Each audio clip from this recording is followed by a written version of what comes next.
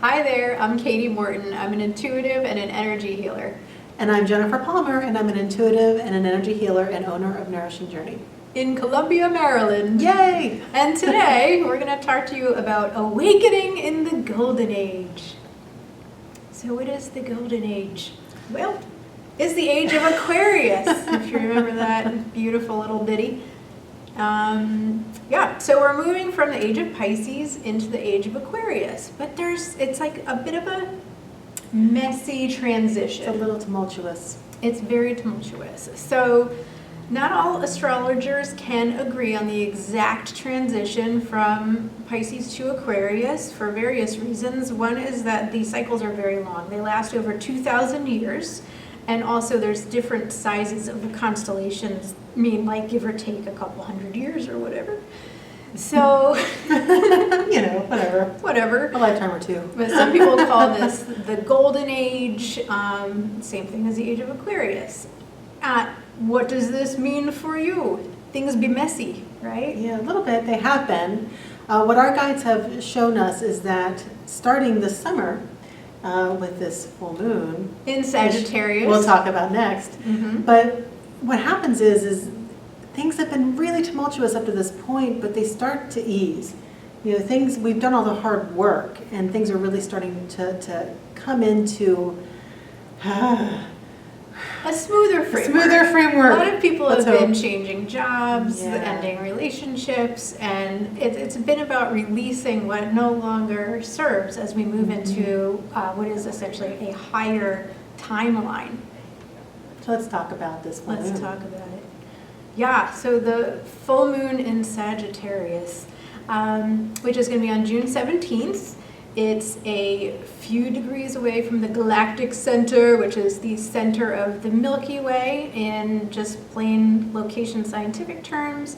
In spiritual terms, it's a cosmic gateway. It's a portal where a lot of energy can slam our planet. That sounded violent, but in a good way. So when like we have this full moon in Sagittarius coming up, it is within a few degrees of the galactic center, that supercharges our ability to receive the higher aspects of the constellation of Sagittarius. So that means we're seeking a higher truth. We're trying to become more authentically ourselves.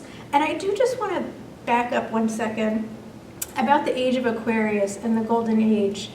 This means that we're moving into better times, and we're going to talk more about what that means specifically. Mm-hmm. But we're moving away from the Piscean age was really difficult for a lot of people. It's marked by materialistic needs, often survival needs. It's not associated with a lot of ease and freedom and happiness. It's a lot tougher than that. And so we're the age of Aquarius, which we can move to the next slide, is a lot more positive for humanity, or at least it offers a positive opportunity for humanity. So, but there's choices. Well, and I also wanted to say too that there are two timelines happening at the same time. So we do have this age of Aquarius that has started in 2012, but the old way is still here. It hasn't quite fully transitioned, and I think that we have, some people say 2025, somewhere in there. It looks like it's worked its way out. Yeah, before it's like fully transitioned. Yeah. Okay. So then what does this really mean for you? So we're moving into an age of truth, authenticity, heightened intuition, balancing of the masculine and the feminine, a higher collective consciousness, really being able to connect collectively. Yeah, so let's drill down on some of those. So, we've all seen that the truth seems to be a moving target, right? But what we're all going to get better at is discernment and being able to see through, for example, if someone's lying to you, being able to just know it, as opposed to that mercurial quality that we've been faced with in the past, where we just don't really know what the truth is. We're going to be moving into a more common idea of what the truth is. And in terms of authenticity, again, it's about living into your true being, who you're really supposed to be. And What are you here for? yeah, Right? exactly. We're not here just to earn a paycheck and cook dinner. Give me my dinner, woman. Later, honey. Soon, my pet. Anyway. So intuition expansion. But we're moving into the age of telepathy. More and more people are having spiritual awakenings. Their intuition is opening up. And what this means is that we move into a collective consciousness. If everyone can communicate with telepathy, then there are no lies. There's no deception, because we all know what everyone else is thinking, and then what we wind up with is this sort of collective consciousness. It's almost like a cloud of information, like the internet, but it's a collective mind, a group mind that we can all pull wisdom from and access the truth from. Well, and that brings us, the masculine and feminine balancing. Yeah. So, in the past, there's been, we're all familiar with the masculine model that we've been working on up to this point, which is it's very material. It's like, get things done. It's very ambitious, and it's very hardworking, which are really great qualities. But we need to balance that with, we're moving into a more feminine age, which is going to help us balance masculine and feminine. So feminine is marked by nurturing and caring and being in touch with our feelings. And so we need both to really function as whole human beings. We have to balance within us each. We have masculine and feminine qualities. Some of us tend to be more towards one or the other. We've got to bring it together, balance it in the middle. Yeah. Well, and I think the big part of this whole first bullet point with all these things that we're just talking about is we are in the time of the Great Awakening, and there's a reason for this, and we need to bring in all of this. Who are we really? What is the truth? We've been asleep for all these years, so disclosure comes to mind. There's a lot of stuff happening out there, and we're just trying to figure it all out, right? We're awakening collectively into what we've been asleep to for so many years on so many levels in so many ways, right? So it is the age of truth. But then that comes down to ego. Well, okay, so That was a beautiful harmony. I know, totally not practiced either. Ego death. So ego death, it's not like you're sitting there killing your ego, where's my shoe? You don't beat it into submission. But it's like you're transcending beyond the need for running your life through your ego. You don't care what other people think. You're here to do what you're here to do. And so this is a big one for me, even having, doing everything that we've started doing, just being in front of the camera even freaked me out a couple years ago. And now we can even say things well. Our guides Yes. say to the camera, not something I would have been doing a few years ago either. Yeah, I know. But that ego keeps us contained in this old way of being. And part of the process of moving into this age of Aquarius is the quote-unquote ego death. It doesn't mean that the ego disappears. It just no longer rules you. And you make it submissive, not through beating it up, but through acknowledging it and managing the lower aspects of it. And focusing on your truth and authenticity and the expansion and the awakening. When you do that, your ego naturally starts to do this. And it's a little bit of a struggle at times because the ego will fight. But, the more you awaken and grow and come to a higher wisdom and understanding, the less of a control that ego character version of you has over your decisions and actions. And we have a really broad definition of ego. So it's not just like, oh, he has a big ego. It contains all aspects of your personality, some of which is not helpful. So example, a lot of us get run by our wounds and our trauma and our survival fears and lack of confidence. That's also part of the ego. But as you gain spiritual mastery and seeing things from a higher perspective, your ego doesn't have to run the show. It can you can sort of see it and, it can run in the background. Oh, there you are. Right? But our goal in the age of Aquarius, in this golden age, is spiritual mastery. That is now available to us. So that's really Very exciting. Yeah. Because as we move further and further into the golden age, everyone has that opportunity to become spiritual masters. And imagine that.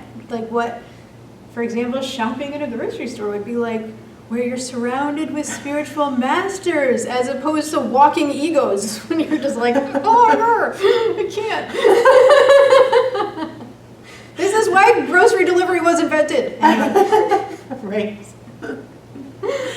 So moving forward in the conversation with higher spiritual body. Right, so with this full moon in Sagittarius coming in, nearly aligned with the galactic center, it gives us all this opportunity to become aligned with that, who we're supposed to be, the truth of who you really are, that authenticity from a higher spiritual level.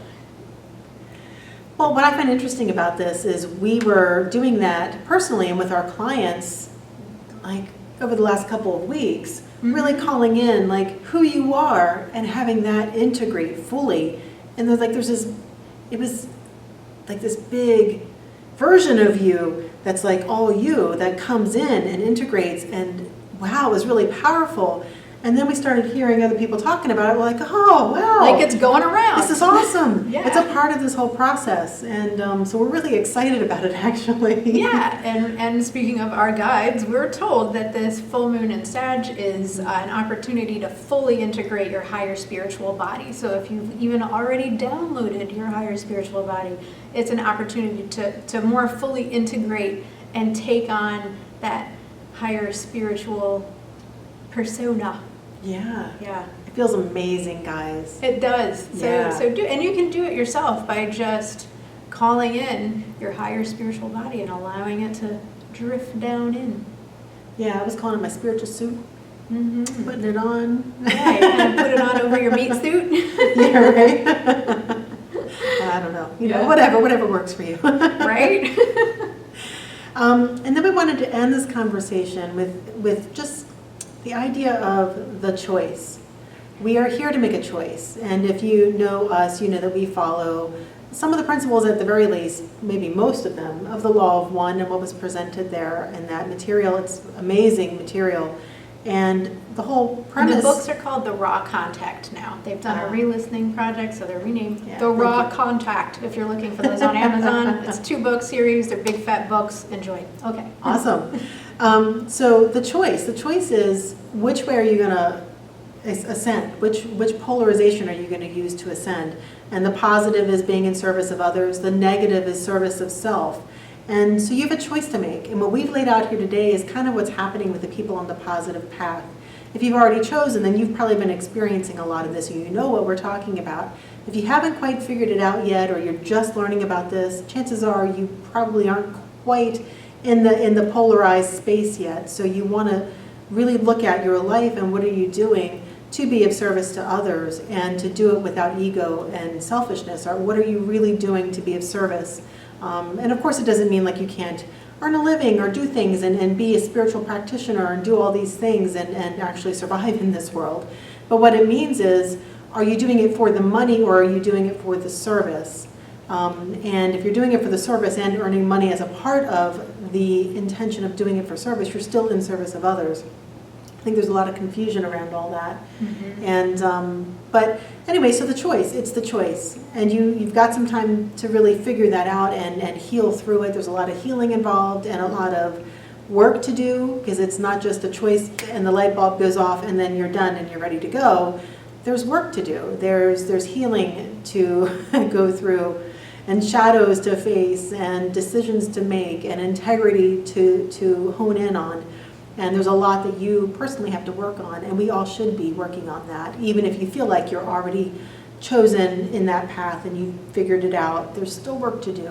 So we encourage you to stay on that path. Yeah, and so the choice is made pretty much every second of every day, kind of continually, as whenever, and here's pretty much how you do it. When you're triggered, when you get upset, do you say like, hey, you upset me? Or do you like oh, why am I upset? What wound is underneath this? Why, like, what's setting me off? Yeah. It's about self-examination over blaming other people. And so it requires a lot of humbleness and hence ego death, because it's constantly examining what's going on with you instead of this outward focus of blaming other people and allowing yourself to get upset by them.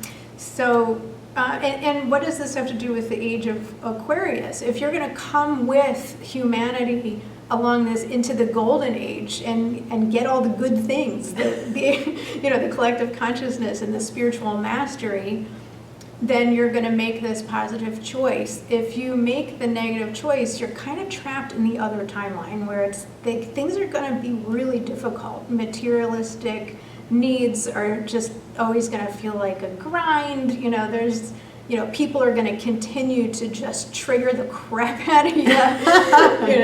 So to me, it's like the choice is kind of obvious, but it's really hard work either way. It's like either way you don't get to coast. Yeah. But this, we feel, is the better choice. Move into the golden age. Yeah, and I have to say, I'm certainly not an ascended master. You never know. Well, maybe, I don't know. But, I've still got work to do, and I still look at myself constantly, and it's an everyday thing and like we've said before, we're growth partners. We really help each other grow. So when we're facing things that scare us or that are difficult, we help each other see the bigger picture.